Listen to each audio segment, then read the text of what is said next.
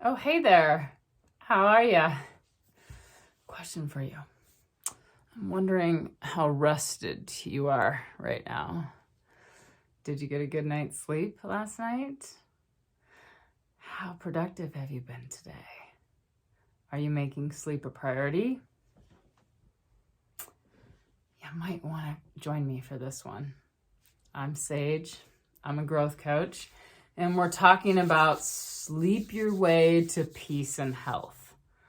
Oh, I've been working in the health and fitness industry for a lot of years, and it really seems like one of the overreaching themes in people's poor health and brain fog and inability to reach their goals all stems from sleep a lot of times. I really wish when we grew up and in school they taught us how important sleep is. And I'm really trying to, undo that lack of knowledge for as many people as I can, because it is really a game changer. So let's talk about sleep today. So our to-do list obviously can get long, and we start chipping away at our chance to recover and prepare our bodies for the next day when we start chipping away at our sleep. Oh, I can get one more thing done. Oh, I can do one more thing. 30 more minutes. And pretty soon we're going to bed at almost midnight, and you're getting up at 6, and you're wondering why your brain just isn't as snappy and as efficient as you want the next day, and why you're quick to react and angry and snippy with people, because you're not rested. So why is sleep so important? Well, it's your body's way of repairing and rebuilding from all the damages done the previous day or that day. It's also when your liver starts cleaning out all of the toxins.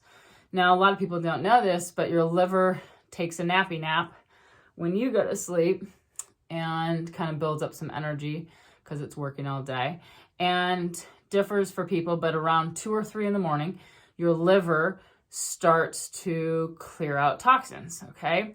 And if you didn't know this, all the toxins that go through your body, including stress, have to run through your liver.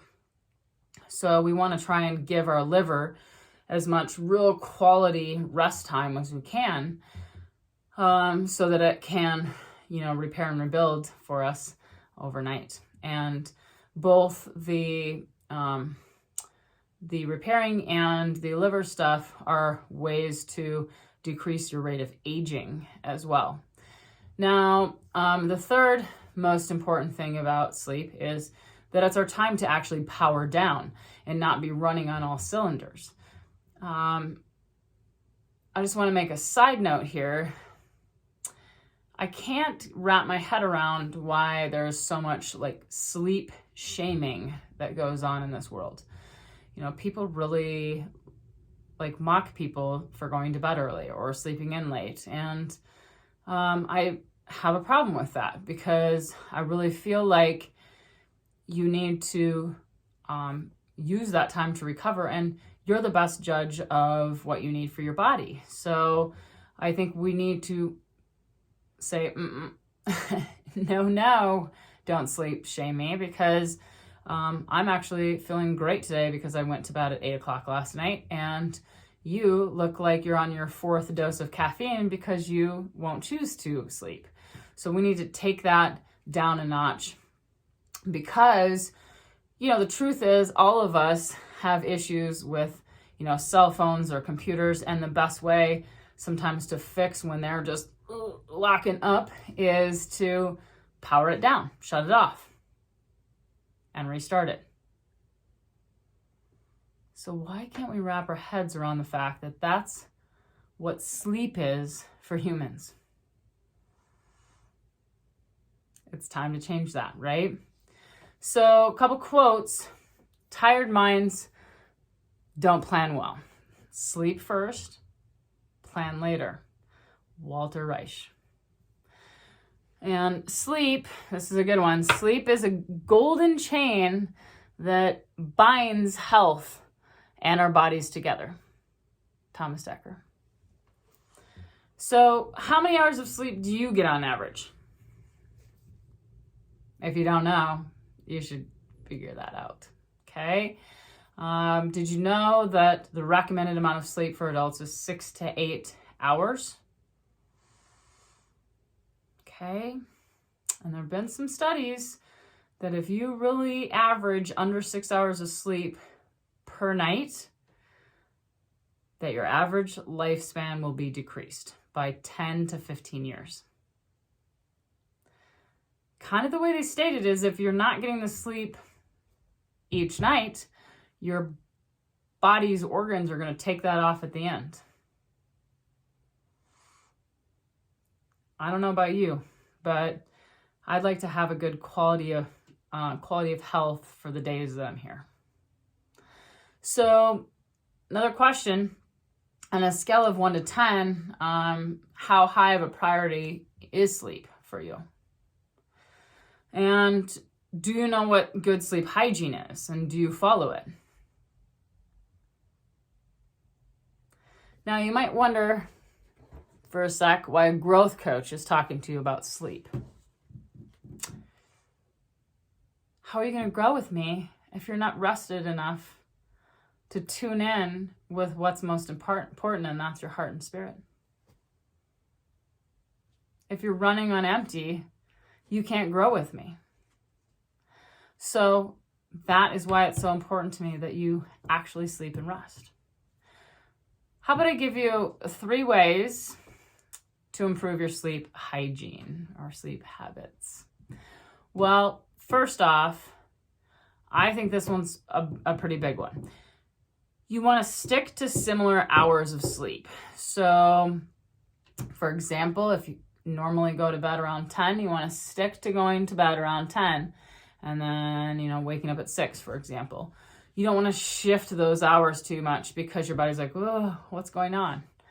So you want to try and get a pretty consistent sleep schedule. And if it varies by half an hour, that's okay. But if you start varying it by 3 hours, you're going to feel like you got hit by a Mack truck the next day. So similar hours is the first tip. Second tip, you want a quality sleep environment. I know you like to spend money on things that bring you joy, but have you spent money on a good sleep environment? So first off, no electronics. That dang cell phone needs to be out in the other room. So is your iPad, okay? All that stuff out of there. Did you know that even if those things are, away from you a ways, they're still emitting, some toxicity, I guess is the best way to put it.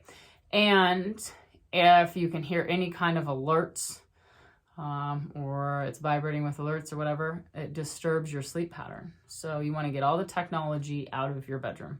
You want to black it out as much as you can.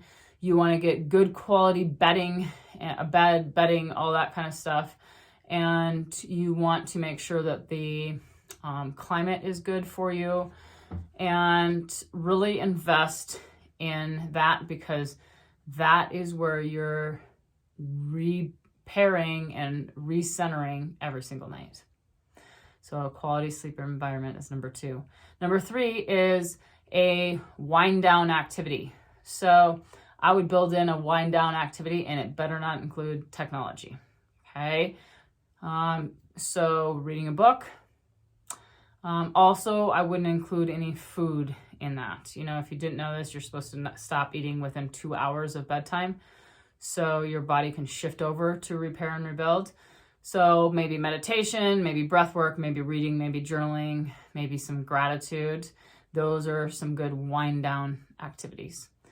And when your body gets used to those 3 things, the stick to similar hours, quality sleep environment, wind down activities, then you're going to get better nights of sleep, and you're going to be your best self the next day. So grow with me and choose to make sleep a priority, and watch your health and your peace improve in this life. And a little challenge, choose 2 things after watching this video to improve your sleep.